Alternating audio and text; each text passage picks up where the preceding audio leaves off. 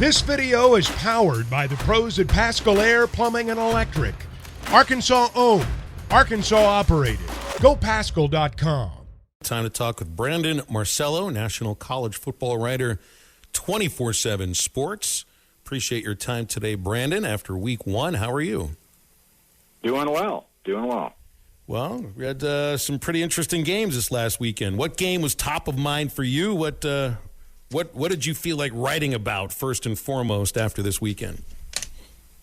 Well, to me, obviously, I think last night's result against Florida State and LSU was pretty telling potentially for what the rest of the season could look like as far as some playoff contenders. I mean, I was shocked at how LSU just seemingly gave up in the fourth quarter of that game. And the adjustments by Florida State were fantastic. Mike Norvell, who's not just the head coach, but calls the offensive plays for them, really started mixing it up, got things going that second half. They outscored them 31-0 before that garbage time touchdown by LSU, and really just a master class in adjustments. You know, in Florida State throughout the offseason, they've been preaching about how they got to finish games. They can't leave any doubt. And, boy, they just kept going for the jugular against LSU, and they had a killer instinct. And LSU just did not have that.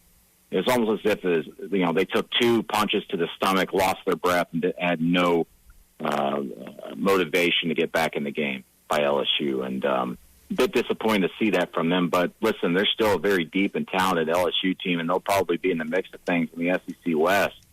But, man, what a disappointing debut for Brian Kelly. Yeah, and it seems like the talk on the country is the Colorado Buffaloes. Is it more of a letdown for TCU, or how big is this victory for Colorado?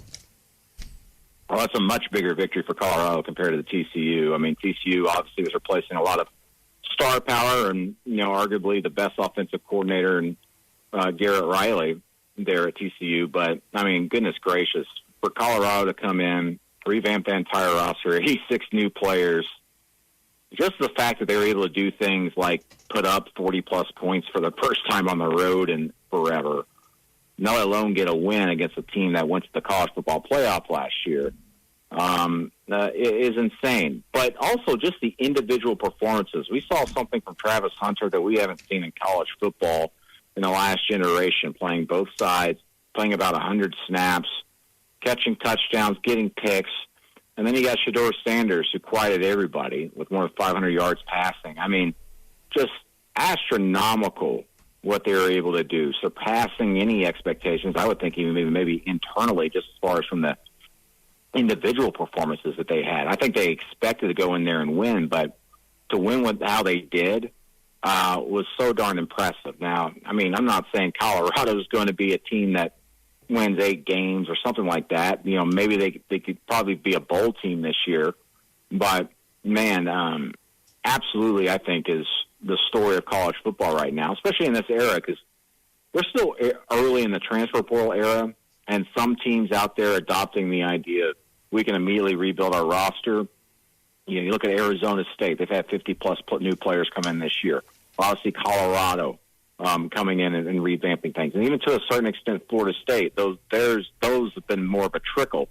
I mean, Florida State last night, 4 of their touchdowns were scored by new transfers that just came in this year, Jaheim Bell and Keon Coleman. So this is a new age in college football, as we all know, but we're actually starting to see some results of that, some proof of concept. And, Deion Sanders, he blew up that program and laid the foundation, but I didn't expect to already see the first floor built.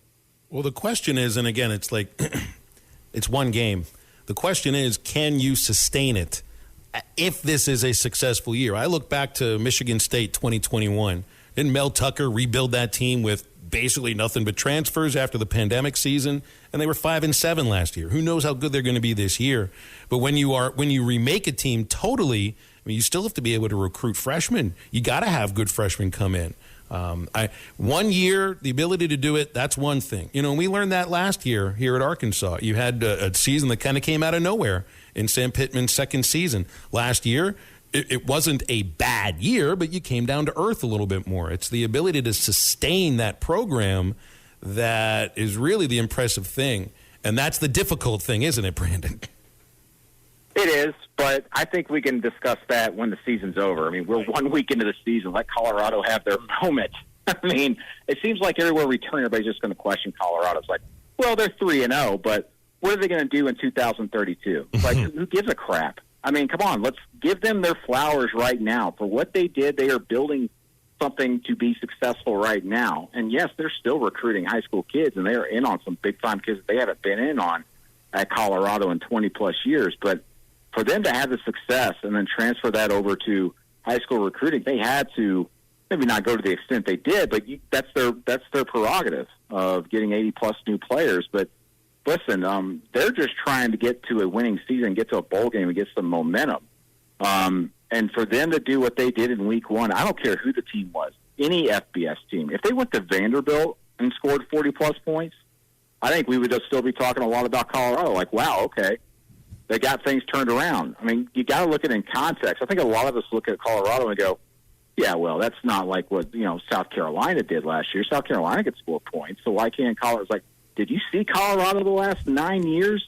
They are dreadful. They're terrible. One could argue that they're worse than Vanderbilt as far as just talent level. And now they totally turned that thing in overnight. And, yeah, we can talk about next season, but let's let them get through this year and see what they do week to week before we actually start questioning, like, well, is this sustainable beyond this year? Because, I mean, I think anybody will tell you, and I think Deion will even tell you if you put truth serum in it. I can't go in there and just absolutely blow up the roster every year. We do need to build something sustainable.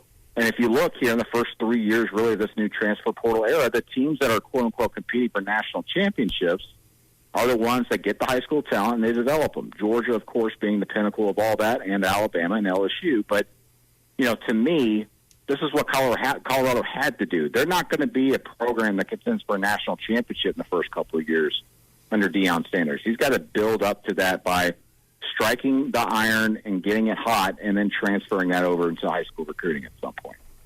You had that UNC, as far as North Carolina and South Carolina matchup, Drake May and Spencer Rattler.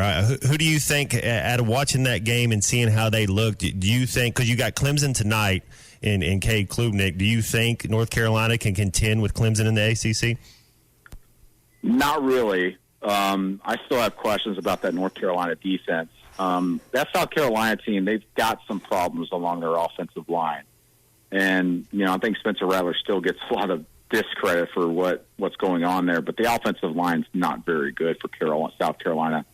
But North Carolina, let's see some more consistency out of that offense, something that could be a little bit more explosive more often.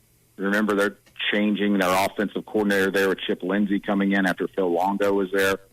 And then defensively, again, I mean, North Carolina last year was just so bad in the secondary. And, they did better against South Carolina, obviously, but there's still some little weak points there. And to me, we still need to see Clemson tonight, but Clemson's still very deep. They got a lot of talent, probably more firepower offensively, to be quite honest, than North Carolina this year, because North Carolina lost a lot around Drake May. And Drake May's a top 3 NFL draft pick, but, you can only do so much when you're that type of player, when, the talent around you isn't necessarily, day 1 or day 2 NFL draft talent. What'd you think of Jalen Milroe? He had great numbers. I was able to watch a little bit of it. It looked like he placed the ball pretty well, and I know that's the biggest question about Alabama going into the season.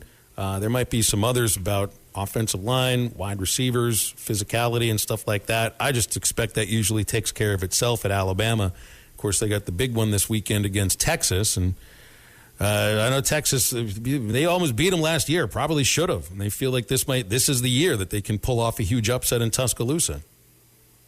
Yeah, I think the processing time for Jalen Milroe in the pocket was very good, and being able to read the defense and kind of make some decisions there. I think he only lofted, I think, 1 or 2 passes that you would go, okay, what was going on there? But nothing, too crazy there. Again, level of competition much different when you go against Texas, but really liked what I saw from him. He saved that one play very early and turned it into a touchdown on a bad snap. Listen, he's a very talented player. I think last year he was kind of done a disservice because he was thrown into the fire pretty quickly. In fact, if you guys remember the Arkansas game, Bryce Young goes down and Milroe has to come in quickly without really warming up and has to go in there and kind of save the day for them as Arkansas is chipping away at the lead. And, Milroe also led him in a victory against Texas A&M where he didn't perform too well, but still was able to get that experience and really what was his first big-time start. So, yeah, I really was impressed with what I saw from him. All offseason, we'd all been talking about what was going on at quarterback, but we kept hearing that Milroe was a guy unless he just absolutely melted down in preseason camp. And I think they were trying to do that a lot. They were trying to see if he would fail. And he ended up being a starter, and I think he proved himself worthy of that spot. But again, Nick Saban has said it, and I totally believe him. This will be a week-to-week thing. If he struggles against Texas, and for some reason the Longhorns are up a couple touchdowns, I don't think Saban will be afraid to maybe pull the trigger and go, hey, let's put another quarterback in there. Maybe Ty Simpson or Tyler Buckner, see how they do for a drive or two. But again, I think Milroe very much has proved himself in that first game, but talent level and competition is about to change drastically this week. Penn State, Ohio State, and Michigan, all three win. Was any one of those three more convincing than the other? Michigan to a certain extent, but I'll say this, what's kind of not necessarily concerning, but does make my eyebrows perk up a little bit, is Kyle McCord at Ohio State. Didn't have explosive plays, no big touchdowns. Ohio State just kind of plogged along, got what they needed to do to beat Indiana. I do have some questions about Ohio State and whether they're going to be as explosive as they should be with all those weapons around him, and Marvin Harrison Jr., of course, at receiver. I think when we're talking about the Big Ten among the big programs that are contenders, that I had the most question marks about Ohio State exiting the weekend. Let's see, Pac-12. Is this league going to be as good as they seemingly have looked? And some good quarterback play, Phil, in the Pac-12. Yeah, I mean, we're going to find out about Colorado by the end of the month because they've got Oregon and then they've got USC. And it was how many teams in that league really are contending for the last championship in the history of the Pac-12?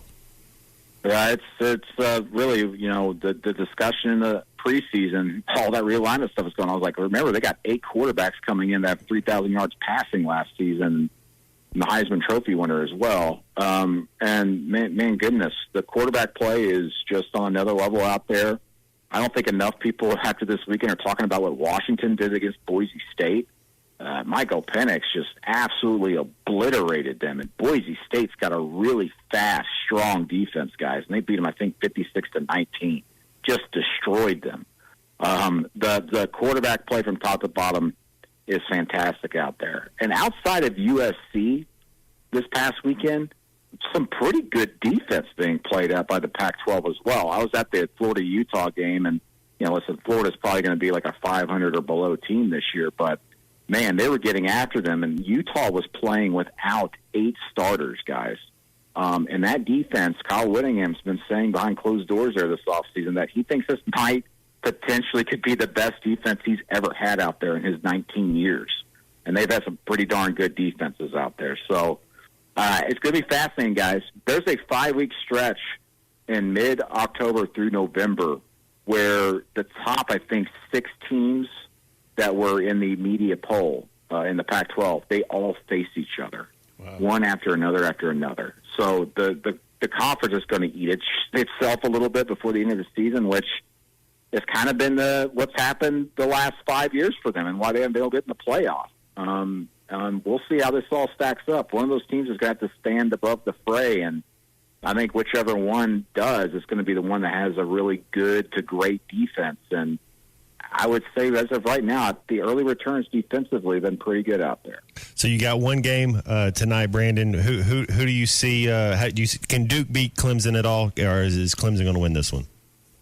They could. I mean, it's at Duke. That's good for them. But, unless there's just an absolute meltdown of some sort there and a few turnovers by Clemson, Clemson should win this game by double digits. But, Mike Elko and the job he did there last year, Coach of the Year type stuff going in there. But, I'm fascinated to see what Gary Garrett Riley has changed offensively in scheming those guys. Because, listen, their receivers at Clemson have not lived up to the hype. They have not been getting separation the last 2 or 3 years. And as much as everybody was dogging DJ Uliongole at quarterback, I think a lot of the issues were at receiver. They didn't have game-breaker speed there like they've been accustomed to in the past. And Garrett Riley needs to kind of scheme these guys open, find some ways to outsmart the defensive coordinators, and that's going to be a storyline to watch tonight. Brandon, last thing, and then we can let you go. You'd already brought up that you think LSU would be able to rebound after this loss to Florida State. What about the other two teams that lost to ranked foes from the SEC? South Carolina, I'd be a little worried about that offensive line, but the Carolina defensive line looked really, really good. Or Florida at Utah. I think the Gators have some problems. Which one of those two teams do you think can bounce back better? Yeah, as much as an issue that offensive line is for South Carolina, it's even bigger issue for Florida. The right side of Florida's offensive line is dreadful. It's really bad. And their running backs and tight ends are not very good with blitz pickups, guys. And I saw that in person. It was bad. I don't know if they can fix that. I don't think they got the personnel to fix that. I think Florida's in the worst position out of all three of those teams. South Carolina as well, though, I don't know if they got the personnel to fix the things up front. And as we've seen with Spencer Rattler, when the pressure is on, it's kind of an avalanche effect for him. The mistakes and the turnovers start to pile up as the season goes along. Last year, South Carolina's offensive line got better as the season went along. But they've got less pieces to work with up front this year, and that's a bit concerning for me with Carolina. But LSU by far has got the best opportunity to rebound here. They're still very deep. I just think that they just kind of gave up. And I'm going to tell you, the coaching staff there did not do a very good job after halftime and in-game adjustments. I was very disappointed in that. BetOnline is your #1 source for all your betting needs. Get the latest odds, lines, and matchup reports for baseball, boxing, golf, and more. BetOnline continues to be the fastest and easiest way to place your wagers, including live betting and your favorite casino and card games available to play right from your phone. Head to the website or use your mobile device to sign up today and get in on the action. Remember to use our promo code BELIEVE, that's BLEAV, for your 50% welcome bonus on your first deposit. Bet online, where the game starts.